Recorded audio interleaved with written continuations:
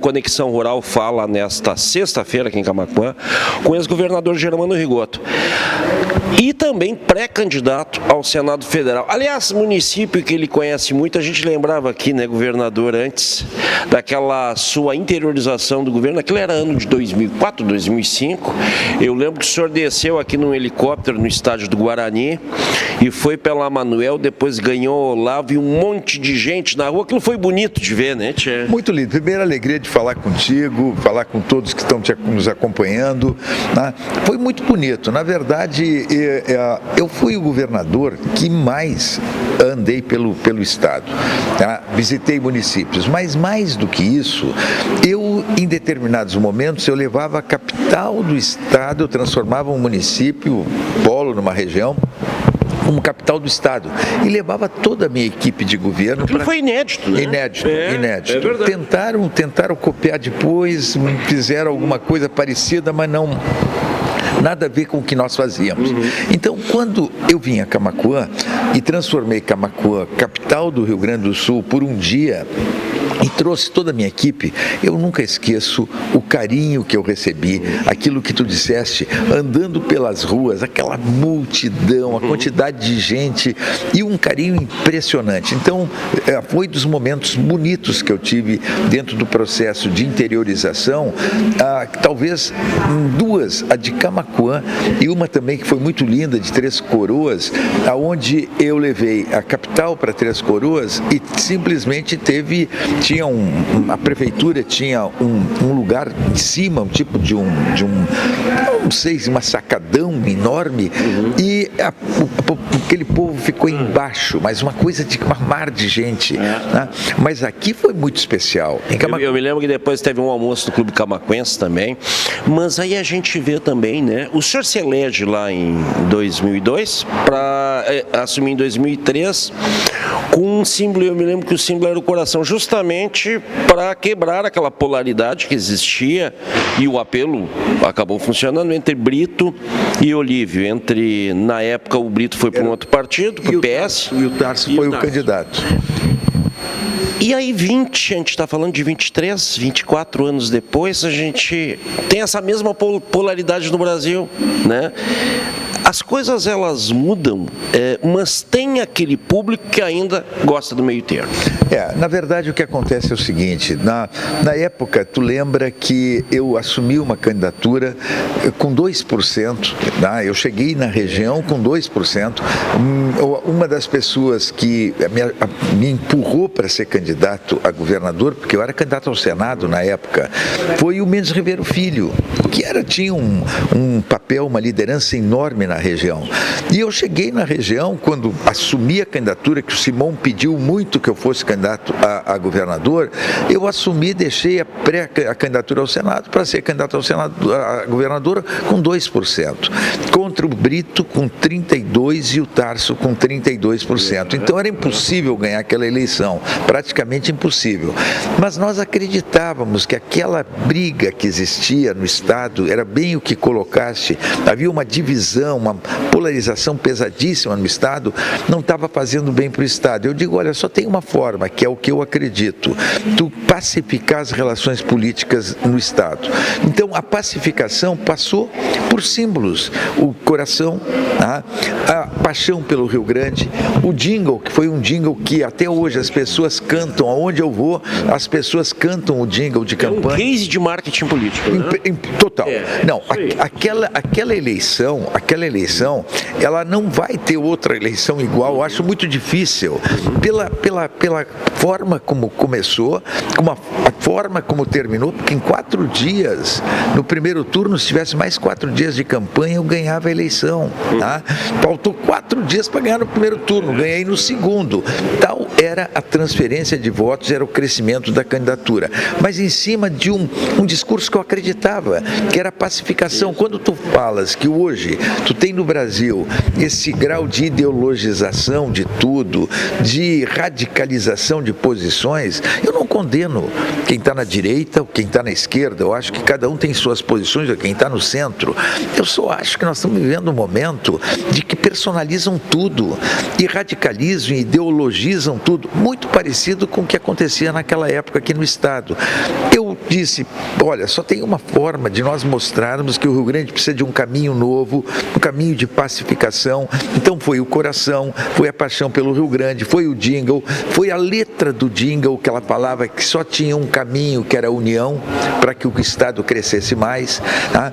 E ganhamos aquela eleição. Então eu te diria o seguinte, quando eu vejo o que está acontecendo no Brasil hoje, como nós precisaríamos ter uma pacificação política no Brasil, como nós precisaríamos agora, numa eleição presidencial, ter mesmo um debate sobre se é este que deve ser ou aquele, se ele é da direita ou da esquerda ou é do centro, mas em cima de projetos. E o que menos se faz é debater conteúdo, debater projeto para o país. Então é uma pena. E falta uma campanha como aquela, né? Talvez, ou alguém como o senhor da época. O grande problema, tu pega, saiu uma pesquisa outro dia, 65% da população preferiam uma candidatura que não tivesse nos dois extremos. Isso a pesquisa agora, semana passada.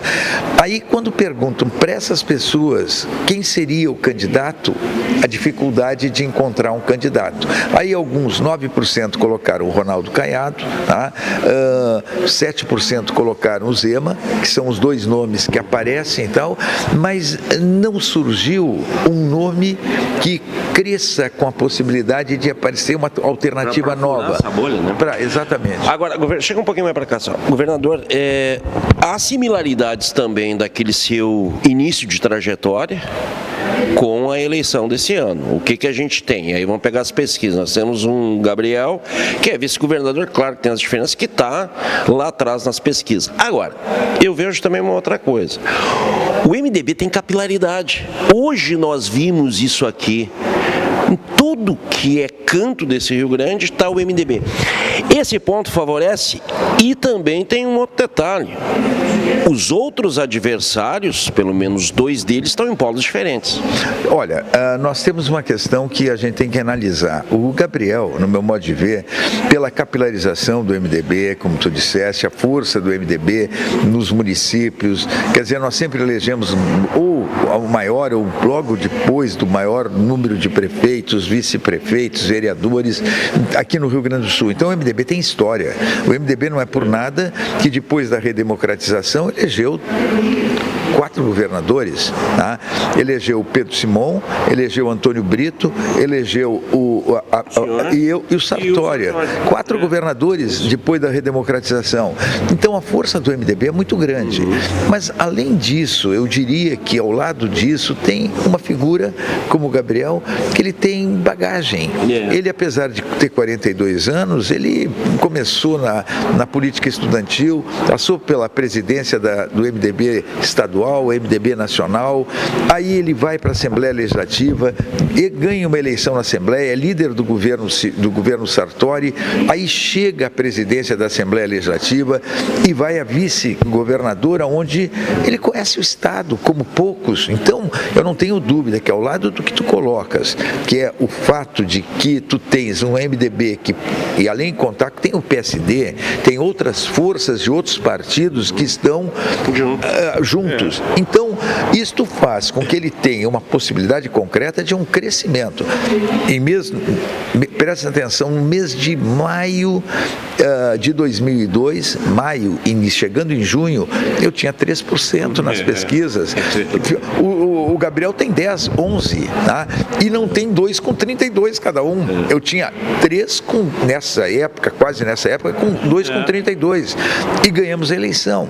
Então, eu vejo a possibilidade concreta do Gabriel, que tem conteúdo, que tem projeto, que tem trabalho, que vai continuar as coisas certas que estão ocorrendo e vai inovar. Então eu vejo uma possibilidade concreta dele crescer nessa eleição. É uma eleição, acho que menos emocional que aquela e mais racional. E eu acho que esse ponto vai surtir efeito.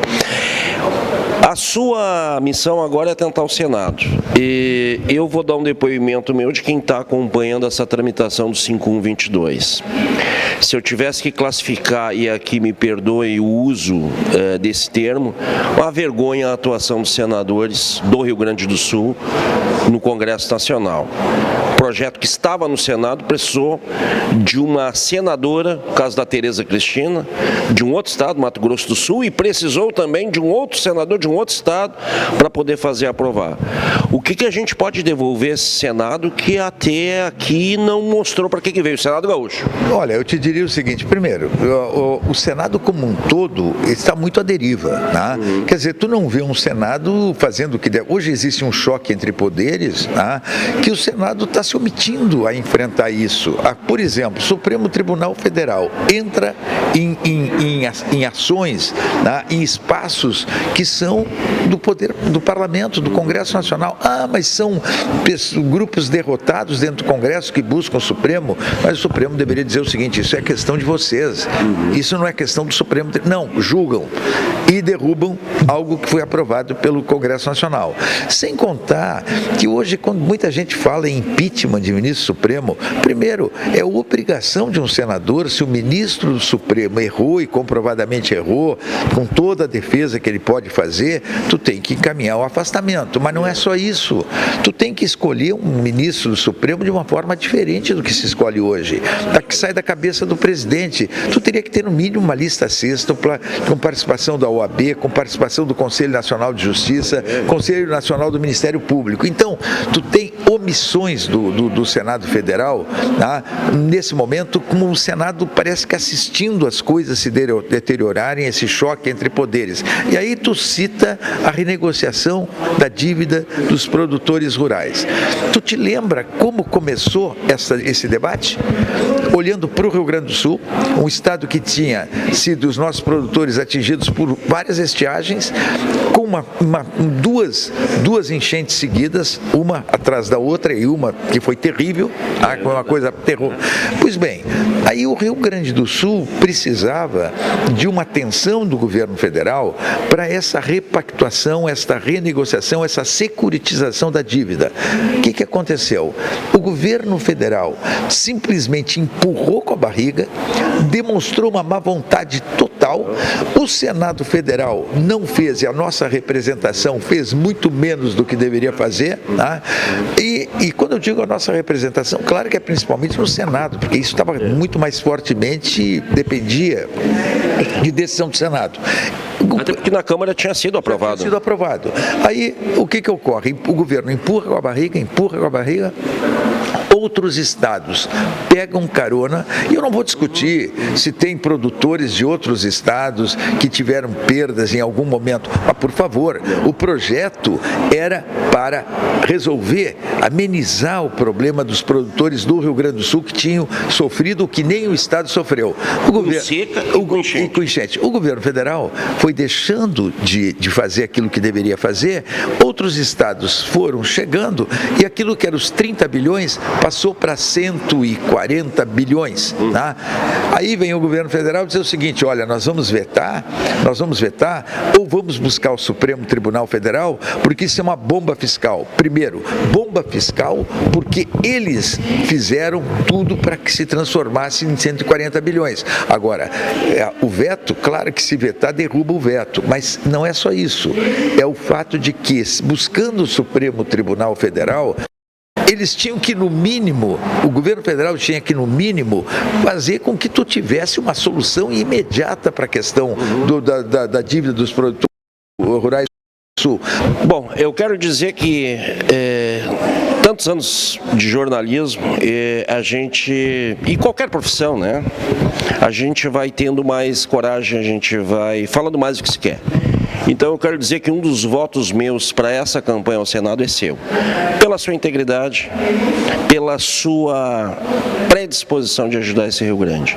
Então eu quero desejar, assim como o meu voto, tantos outros votos de gaúcho para lhe ajudar a chegar no Senado e melhorar essa nossa representação. Olha, não só me honra, não só me orgulha, como me emociona a tua declaração, que eu sei que não é fácil, porque sempre tem cobrança, sempre tem aquela coisa, mas por que tu abriu o voto? Mas eu fico muito honrado, inclusive o trabalho que a gente fez e tu acompanhou, e a gente, quantas vezes a gente esteve em Camaquã e esteve na região, e a gente teve possibilidade de ter contato. Eu quero dizer que o que eu pretendo fazer, as pessoas me perguntam, mas Rigoto, depois de tanto tempo sem mandato, sem concorrer, tu volta à atividade pública, mas sabe por quê? Quando eu andava na rua, as pessoas me diziam, tu tem que voltar, Rigoto, tu tem que voltar, o que mais eu ouvia. Claro que o MDB, tendo a candidatura do Gabriel e do Hernani, é claro que também houve um chamamento para que eu pudesse ajudar nesse momento. E quando eu olho esse país com tanto problema e com tanta omissão de quem deveria, e com a minha bagagem, comecei como vereador, deputado estadual, líder do governo Simon, líder de uma bancada de 27 deputados e 55 deputados, no governo, no Congresso Nacional, líder do governo Fernando Henrique, líder do MDB, presidente das principais comissões dentro do Congresso Nacional, governador do estado. Depois disso, andei pelo Brasil dando palestra. Então, eu acho que essa bagagem, ela não pode, nesse momento, eu me omitir do que está acontecendo e tentar dar minha contribuição para melhorar. Então, muito obrigado por tudo. Até porque se os homens bons se omitem, os medíocres tomam conta. É verdade. Grande abraço, boa sorte. Um abraço, obrigado, um abraço a todos. Conexão Rural falou com Germano Rigoto, pré-candidato ao Senado e ex-governador.